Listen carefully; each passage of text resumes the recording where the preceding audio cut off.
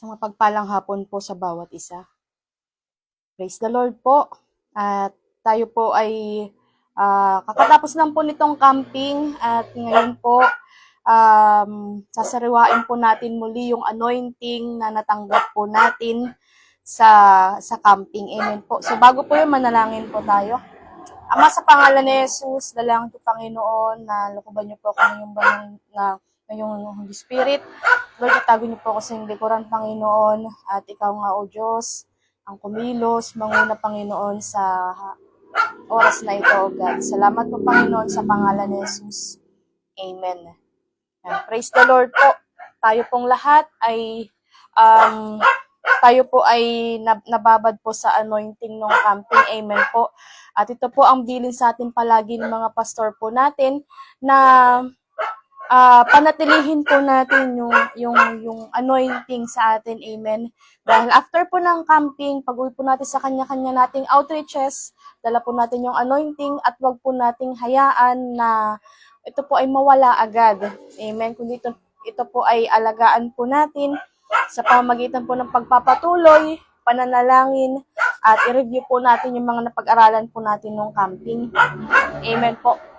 So ngayon po, mga kapatid, ang isa po sa pinakatumatak po talaga sa akin na yung pinag-aralan po natin sa magazine. Amen? Ito po, yung magazine po natin. Fight the good fight of the faith. 1 Timothy 6:12. Dito po sa magazine na ito, nakalagay po dito yung kwento ng mga martir o yung mga tao na hindi itinatwa si Jesus. Kahit kapalit nito ang kanilang buhay. Amen po. Unahin na po natin dito si Brother Yun. Yan, si Brother Yun po ay taga-China. At alam naman po natin na sa China po, ito ay communist country na pinagbabawal ang anumang religion. Amen po.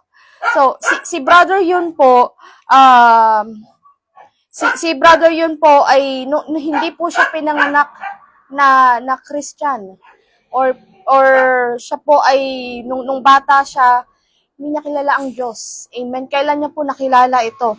Nagsimula po ito nung siya ay 16 years old nang gumaling po yung kanyang nanay sa sa sakit na walang lunas. Amen. Dahil ito pong nanay niya nung gabing siya ay naghihingalo na halos mamamatay na. Ito pong nanay ni Brother Yun ay nanalangin na sabi niya, Jesus, kung totoo ka, pagalingin mo ako. Amen. Sa isang taong unbeliever, normal po na iyon ay gano'n na magiging panalangin po nila. Amen. Pero nagkaroon siya ng maliit na pananampalataya na sabi ng Panginoong Jesus, kahit kasing liit lang ng butil ng mustasa ang pananampalataya. Amen. At ito po, nung gabing din yun, ang nanay po ni Brother Yun ay gumaling. Amen. Himala na gumaling siya at ang sabi ni Brother Yun, ito ay hindi lang isang himala, kundi isang calling. Amen. Kaya kung ikaw po ay nagkaroon ng himala sa buhay, hindi ito basta-basta himala lang, kundi ito ay pagkatawag din ng Diyos sa iyo. Merong ipinapagawa sa iyo ang Panginoon. Amen.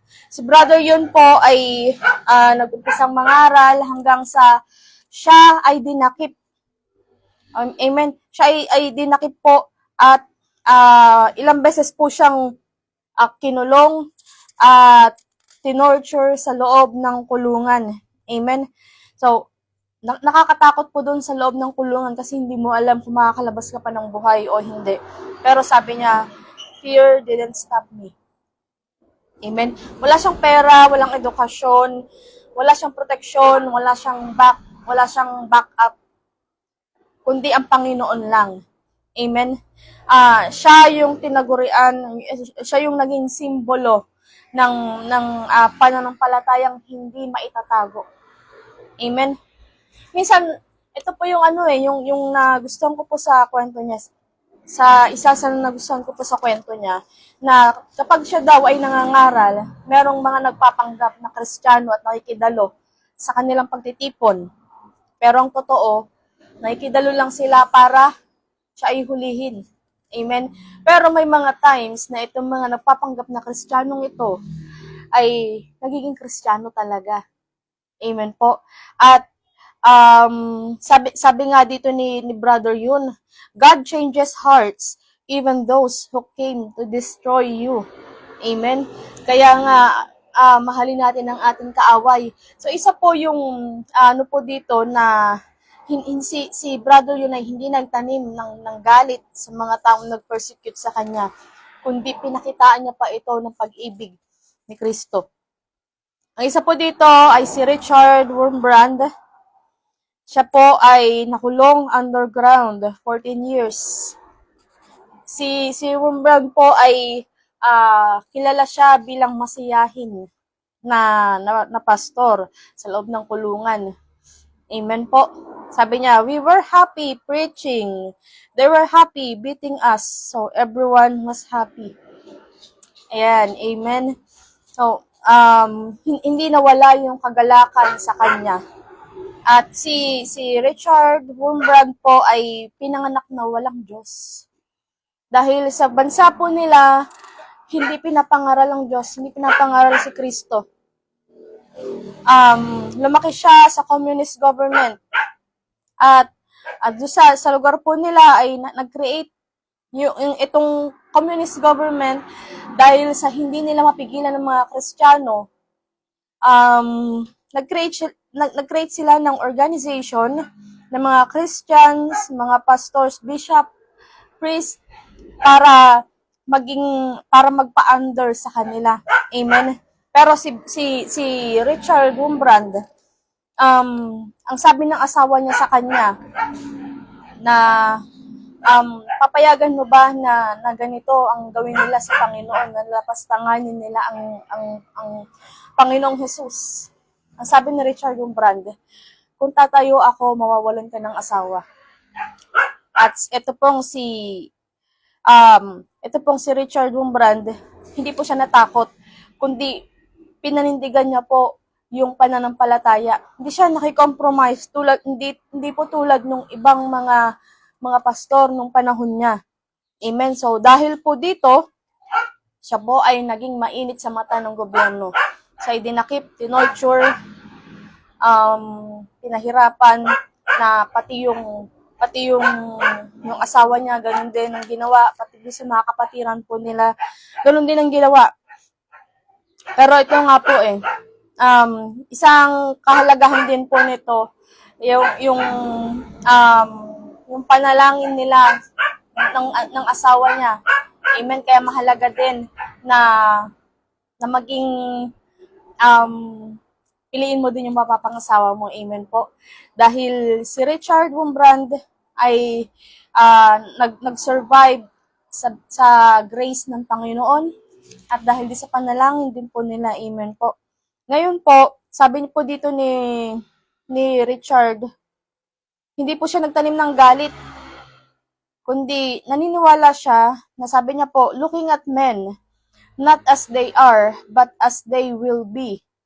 I could also see in our persecutors a future apostle Paul and the jailer in Philippi. Amen. Nakikita niya na kahit gaano kasama yung tao kapag ito ay tinouch ng Panginoon, kaya niyang baguhin ang puso ng tao at pwede niyang gamitin at kayang pang gamitin ng Panginoon kahit yung pinakamasamang tao. Kaya minsan hindi siya nagtanim ng sama ng loob. Amen. Ang isa pa po dito, si Watchman Nee. Amen. Alam niyo po kung babasahin niyo po ulit itong magazine po natin, may mga linya po dito na habang binabasa ay hindi mo talaga mapigilang mapaluha. Dahil sa tibay ng pananampalataya nila sa Panginoon, na nagkakaroon tayo ng banal na pagkaingit na, Lord, sana ako din ganito ang pananampalataya ko. Sabi po ni Watchman Nee, only those who are crushed can carry resurrection life. Amen. Si Watchman Nee ay isa po siyang matalinong tao, edukado. Mataas ang pangarap at siya po ay lumaki na alam niya yung politiko. Amen? At ang marami po siyang ambisyon, marami siyang gustong gawin, pero ito po ay isinuko niya. Amen? Mas pinili niya ang sumunod sa Panginoon, tinalikuran, yung, yung napakagandang pangarap niya sa mundo. Pero, ito po, meron po tayong worship nun ang makamit ko man lahat ng yaman sa mundo. Alam niyo, habang wino-worship po natin yun, kahit nandun po kami sa likod, nararamdaman po namin yung kapuspusan, yung anointing. Dahil, kumbaga, habang nag-worship po, nangungusap ang Panginoon sa atin na, um, kumbaga po ay maging matibay yung pagsunod po natin sa Kanya, na hindi na mas mahalaga ang pagsunod natin sa Panginoon at hindi yung mga yaman na nakuha po natin sa mundo. Amen po. So, isinuko ni Watchman Nee ang mga bagay na ito para sumunod sa Panginoon. At dahil dito, naging mainit siya sa paningin ng gobyerno at siya ay dinakip. Amen. Halos magkakapareho po ang kwento nila. Dahil sa pangaral ng salita ng Diyos, dinakip siya at inakusahan ng mga maling paratang. Amen. Para lang magkaroon sila ng rason na hulihin siya. Pero, dahil si Watchman Nee ay matalino, ginamit niya ang kanyang talino para ma-spread ang gospel. Kinulong man siya pero hindi nakulong ang gospel. Amen.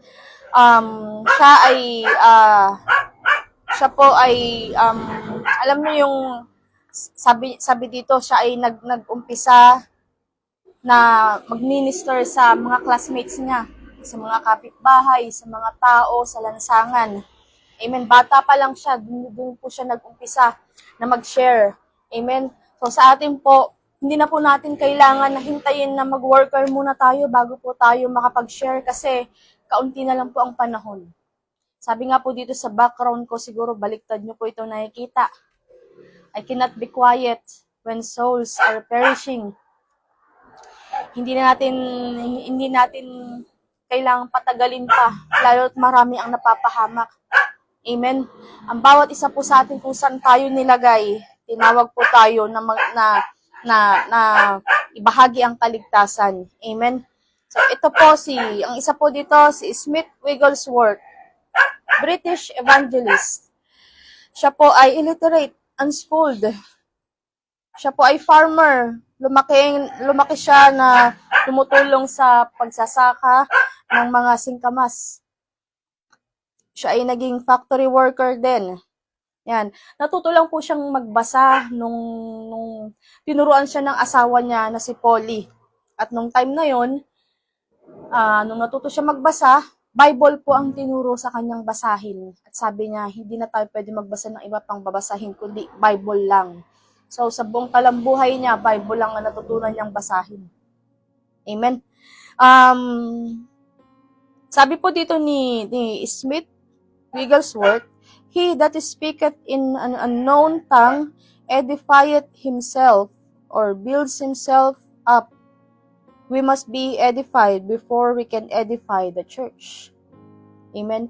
Si Smith Wigglesworth ay kilala po siya sa great man of God na nakagawa ng miracle at kakaiba po yung miracle na nagawa niya. Dahil kung makikita po natin iba yung method niya. Slapping, hitting, punching the afflicted part of the body. Nang sabi niya, I don't hit them, I hit the devil. Amen. Yung devil ang tinitira niya, hindi po yung tao. At kung ano ang meron doon sa anointing niya, nakuha po niya ito dahil doon sa price na binayaran niya. Amen. Kung gusto natin ng ganitong anointing, kailangan din natin itong bayaran. Amen. Paghirapan. At meron din po dito si Charles Finney. Siya ay isang revivalist. Alam niyo po, nung time na si Charles Finney ay naging evangelist, siya po ay abogado Sinuko niya po yung pag-aabogado niya. Sarado ang mga establishments para makinig po sa kanya. Amen po. So, ito po. Dito po sa mga kwentong ito, meron po ditong meron po dito na tao na kinulong. Kung hindi po ako nagkakamali, siya si Watchman Nee. Ayan po. Si Watchman Nee ay nakulong, hindi nakalabas ng China, pero yung mga pangaral niya ay nakalabas ng China. Amen. Nakaabot sa iba't ibang bansa. Amen po. So, dito ko po ito close. Ito po mga taong ito, at meron po akong hindi napanggit ito tulad po ni Roxanne. Nasa kanya na mula yung kantang I have decided to follow Jesus. Kapalit ng buhay niya, ng pamilya niya, pinili niya pa rin sumunod sa Panginoon. Ayan. Ito po si Watchman Nee, siya po ay yung evangelist na hindi man lang nakalabas ng kulungan, pero hindi naisama sa kulungan yung salita ng Diyos. Sabi po ni Pastor Mark Castillo sa sermon niya, hindi natin maitatago ang pag-ibig ng Diyos. Kasi kung puno ka ng pag-ibig ng Diyos, isi-share mo yan, ilalabas mo yan, at hindi ka papayag na makulong yan sa'yo. Amen? Kundi tayo ay tinawag na maging soul winner. Amen po. I cannot be quiet when souls are perishing. Kahit pa ikulong tayo, kahit pigilan tayo, kahit pa tayo ay kibuhin, wala pong makakapigil sa atin sa pagbabahagi ng salita ng Diyos. Wala makakapigil sa atin sa pagpupuri sa Panginoon. Amen po. So, ayun lamang po ang aking mai-share sa inyo. At nawa po, tayo po ay na-bless. At yung anointing ng camping ay atin pong damhin dahil hindi po natatapos yung battle natin ng camping kundi ulitin po natin. Natili po tayo sa paglilingkod. God bless you po. Maraming salamat.